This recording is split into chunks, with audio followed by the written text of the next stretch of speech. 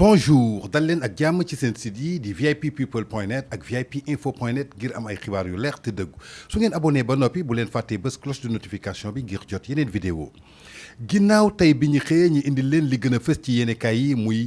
talaata 1er septembre di bés bu njëkk ci weeru septembre li gën a fës ci yéenekaay yi nag lañ leen indil tey ci seen site bi fi ñu koy tàmbalee yéenekaay bi di Tribune di yéenekaayu des médias li mu fësal tey ci naata xëtam bu njëkk bi muy subvention par l'exécutif su ngeen jàppee exécutif nag suñ ko waxee muy fële ca palais de la république am na subvention bu ñu doon yëkkati di ko jagleel kii di UMS maanaam muy magistrat yi loolu nag bi ko Tribune saytoo dafa xamal ne lenn nee na impossible indépendance de la justice ginnaaw justice bi ñi ngi am subvention boo xamante ni état bi mi ngi leen koy jox donc lu impossible la rek ñi gis ni que justice bi dina am indépendance am ba nga xamante ni rek nu muy attee maanaam dina tëddee ndey ji seex moo tax Tribune di yéenekaay des médias bi fësal impossible indépendance de la justice suñu sukkandikoo les magistrats empochent plus de 40 millions par l'état maanaam lu toll ci ñeent fukki millions magistrats yi dinañ ko jël ci état bi forum civil nag lu mu bëgg ay assises pour ñu laver lépp loo xamante ni jëm na ci wàllu soupçon jëm ci wàllu exécutif bi ba tey suñu sukkandikoo ci yéenekaay bi di Tribune di yéenekaayu des médias ñi ngi xamal procédure d'expulsion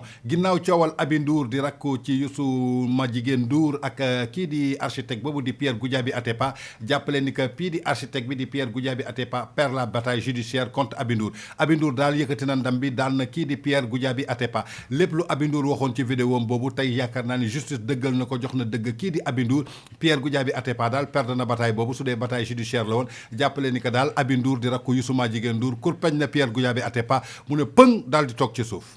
suñu sukkandikoo ci yéenekaay bii di yéenekaay yu Walf Quotidien li ñu fësal tey ci seen yéenekaay ba tey ñoom ñu ngi ci wàllu magistrature bi kii di Alioune Ndao am na loo xamante ni yëkkati na ko ay kàddu teg ko ci Ngor Diop lan la teg ci Ngor Diop nee na la longue liste des magistrats décapités maanaam liste bu gudd boo xamante ni nekkoon na ci magistrat yi daal gars yi jàpp nañ ko décapité ko ba mu jeex tag ku ko wax nag di Alioune Ndao kan la ko jagleel kii di Ngor Diop seen nataal ñu fësal ko fii ci yéenekaay bii di Walf Quotidien ba tey suñu sukkandikoo ci yéenekaay bii di Walf Quotidien ñi ngi xamal kii di Abdou Karim Faye am na ay kaddu yoo xamante ni yëkkati na ko Abdou Karim Faye nag xëy nag jàpp leen ni que enseignant la foofu ca université Cheikh Anta Diop de Dakar nee na l'avenir risque d'être difficile pour le tissu économique du Sénégal ginnaaw bi fi mbas bi ñëwee daal maanaam ëllëgu économie Sénégal daal dina doon loo xamante ni dina métti trop ki ko fesal nag di Abdou Karim Faye di enseignant foofu ca UCAD ba tey suñu sukkandikoo ci Walf Quotidien ñi ngi xamal fële ca Côte d'Ivoire kii di Gbagbo ak Guillaume Soro déposé nañu seen candidature démb ginnaaw jongante présidentielle yi ba mu amee kii di Alassane Ouattara bëgg a déposé troisième mandat kii di Gbagbo ak Guillaume Soro ñoom moom déposé nañu seen candidature ñu xaal nag élection yi kan moo fay dellusi su ngeen fàttalikoo nag kii di Gbagbo nekkoon na fi président Côte d'Ivoire ci ay jamono su ñu jógee ci yéenekaay Walf Quotidien dañuy dem xooli yéenekaay bii di critique nag lu mu critiqué tey critique li mu fësal ci yéenekaayam mooy organisation des élections la FNR recuse Aly Ngouille Ndiaye la vraie pomme des discordes maanaam jàppaleen daal organisation élection yi daal FNR moom da recuse na kii di Aly Ngouille Ndiaye di ministre de l'intérieur waaye suñu sukkandikoo ci Abdou Mbow dafa bëgg a reporter élection yi mais su ngeen déggee reporter bi nag ni nga ko def entre guillemets est-ce que luy nekk la wala du nekk ki ko fësal di yéenekaay bii di critique ba tey suñu sukkandikoo ci yéenekaay bii di critique ñi ngi xamal fële ca Wakam maanaam terminus sud bu nekk ca Wakam bi lu toll ci juróom-ñaar fukki famille ak juróom-ñeent dañuy risqué ñi dàq leen foofu ñu nekk Mani Multari yi dinañ leen fa génne muy ay contentieux yoo xamante ni amaan na ci wàllum suuf muy ay contentieux foncier yoo xamante ni 79 familles risquent d'être expulsées Mani Multari au terminus sud de Wakam ki ko fesal nag di yéenekaay bii di critique su ñu demee ci yéenekaay bi di lii quotidien suñu natango bi di Babacar Dione jiite ko lu mu ñu fësal ci yéenekaayam tey muy Akon City bientôt matérialisé du rêve à la réalité maanaam doomu Sénégal bi di Aline Badara Thiam ñu dippee ko Akon muy rappeur international nekk foofa ca États-Unis ginnaaw ba mu doonee xale mu am benn gént boo xamante ne mi ngi ko doon gént jàppal ni que gént boobu mi ngi doon dëgg ndaxte démb Akon mi ngi woon fii ci Mbodiène pour teg pose première pierre am foofa ca cité bu bees bu muy tabax foofu ñu tuddee ko Akon City moo tax yéenekaay bi di lii quotidien tey fësal ci yéenekaayam du rêve à la réalité Akon City bientôt matérialisé ba tey ci lii quotidien ñi ngi fësal nataalu kii di Ndamal Kajoor nag su ngeen ko déggee xel yëpp day dem ci kii jiite parti bi di réew mi di Idrissa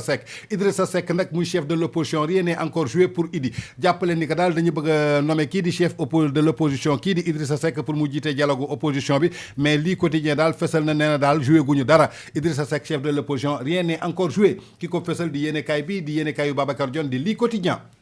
ba tey ci yéenekaayu quotidien ñi ngi fësal ni que mise au chômage technique au King Fahd Palace le personnel s'interroge sur le silence des autorités ginnaaw bu ngeen mbas bi ñëwee King Fahd Palace kenn ngeen time yële amoon na syndicat yoo xamante ni génnoon nañu di xeex ne bañ fa nekkee di liggéey ba tey dañ leen mettre en chômage technique te ji bëri ñoo xamante ni dañ leen doon quarantaine ci hôtelu King Fahd Palace lañ doon tëdd ba nga xamante ni bés bu nekk ñi ngi leen doon fay lu toll ci juróom-benn junni ñi di naan fukki junni ci nit ku nekk jamono ji daal dañ leen mettre au chômage technique fayuñu leen seen salaire fooxuñu leen dara mais li ci jaaxal gars yi maanaam mooy personnel bi ñu ngi interrogé wu daal ñu ne pourquoi autorités yi ne tekk tekkaaral boobu lan moo làqatu ci ginnaaw kii di Racine Sy di PCA ba foofu est-ce qu'il est intouchable question la boo xamante ni dañ koy laaj donc su ñu demee ci yéenekaay bii di l'info lu ñu fesal tey boom des cliniques privées gis nañu daal clinique privée yi maanaam jamono ji lëmbe nañu réew mi clinique privée yi bare nañ fi trop lii l'info di laaj nag nee na problème la wala solution maanaam clinique yoo xamante ni yu bëri ay privé la ñu ubbi nañ leen ñoom naa dañuy laajte ndax un problème ou une solution loolu nag laaj la boo xamante ni ki ko samp di yéenekaay bii di l'info suñu sukkandikoo ci yéenekaay bii di Source A lu mu fesal tey muy nataalu kii di ministre des sports nekkoon fii di Matar Ba nag wax na tey ci débat boo xamante ni ñi ngi koy yëkkati ci wàllu président CNG ginnaaw Alioune Sarr bi nga xamante ni day takk ay jaajam le 31 décembre ak guerre boo xamante ni am na ci famille basket diggante ex président bi fi nekkoon di Baba Tandian ak président actuel bi di Maître Ndiaye lépp loo xamante ni daal dox na ci wàllu CNG bi ak basket bi kii di Matar Ba yëkkati na ay kàddu wax ko fu mu ko waxee nag ci yéenekaay bii di Source A ba tey suñu sukkandikoo ci yéenekaay bii di Source A la gendarmerie accusée de torture par l'activiste Ardo Gningue ginnaaw coowal toobeen bu mu amee kii di Ardo Gningue moom daal nee na da mu demee foofu ci gendarmerie bi dañ ko torturé woon tey nag la teneur du certificat médical dina leeral lépp l'activiste ne présente pas des déformations pas de fracture osseuse pas de plaie ni d'égratignure conclut le médecin résultat seule une incapacité temporaire de travail de 5 jours a été délivrée au plaignant ginnaaw Ardo Gningue nag boobu bi nga xamante ne nee na dañ ko torturé foofu ca gendarmerie ba gis nañu mu accusé bu baax gendarmerie yi démb